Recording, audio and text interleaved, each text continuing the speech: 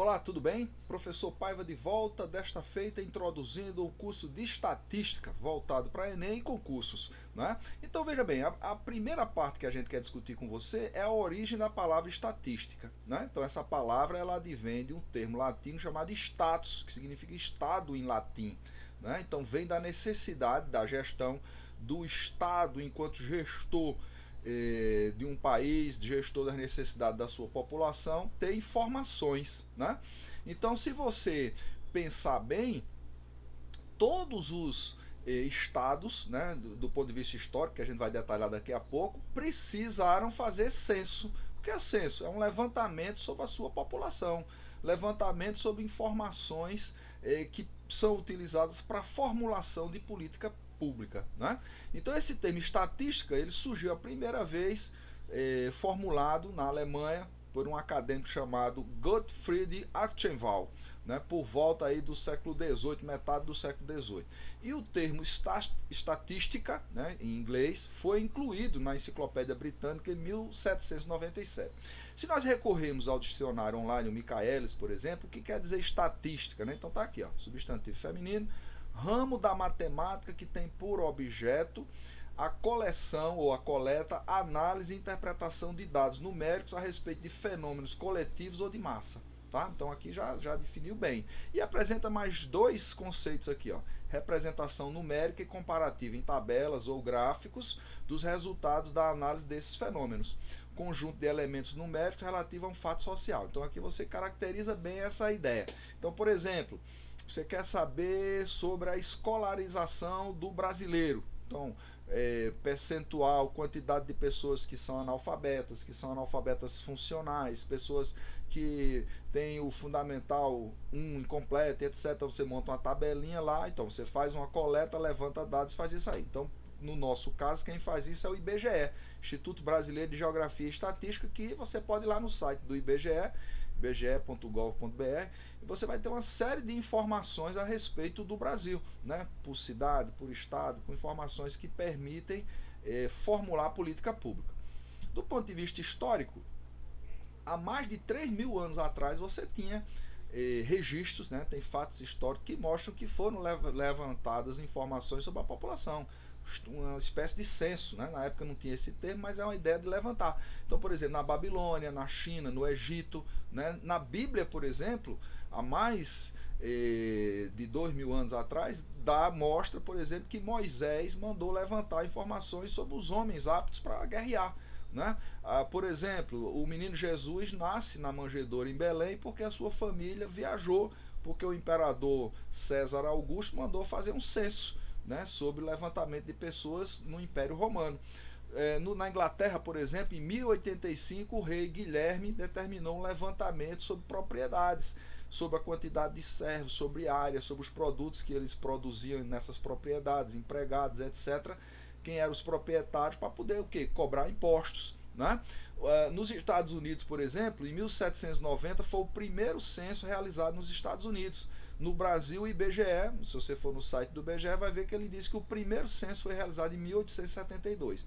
Então, o censo e o tratamento estatístico, né?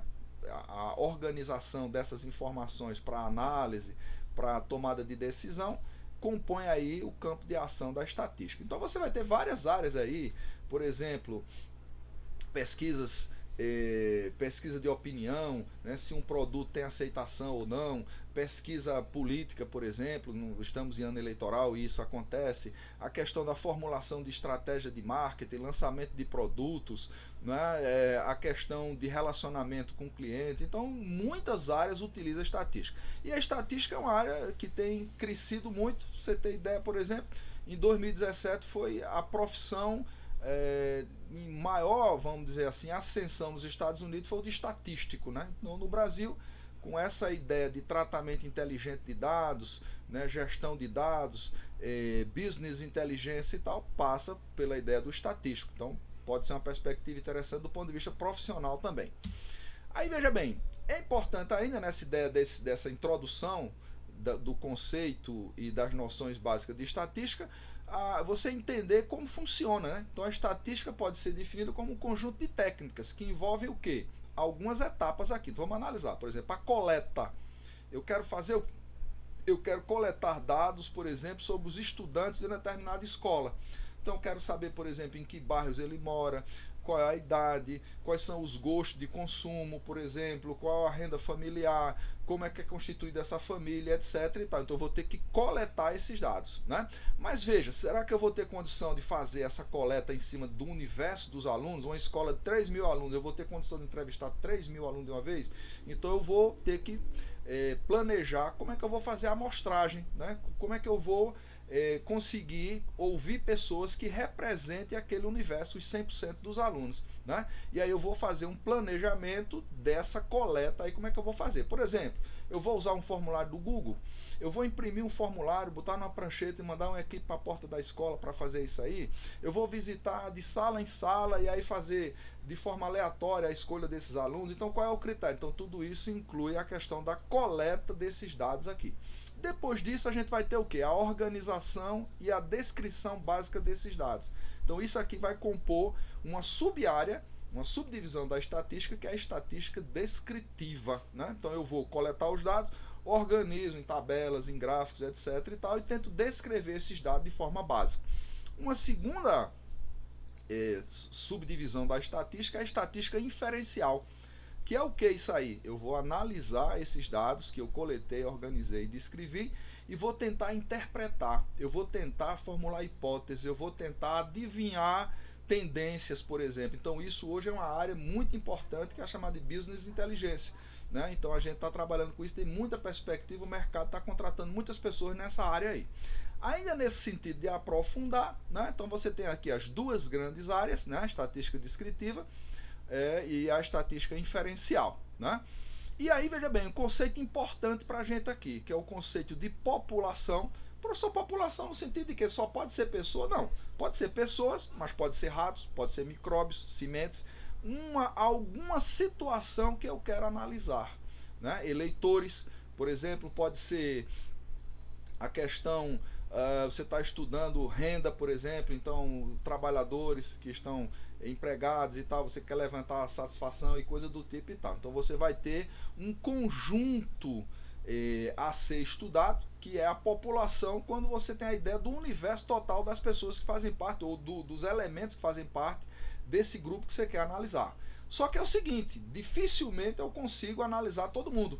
Então eu vou ter que tirar uma amostra, né? Tá aqui, ó, a amostra é um subconjunto que faz parte da população. E aí duas coisas são importantes aqui para a gente analisar. A questão da representatividade e da imparcialidade. Como assim, professor? Veja bem, eu tenho que respeitar o peso que cada componente da amostra tem dentro da população. Vamos dar um exemplo aqui. Como eu falei, estamos vivendo um ano eleitoral.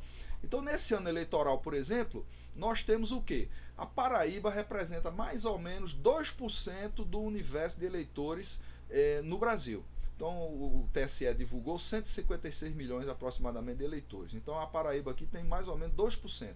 Né, o universo de eleitores. Então veja bem, se numa pesquisa para a presidência da República, para intenção de voto na disputa presidencial, eu não posso ouvir mais do que 2% aqui na Paraíba.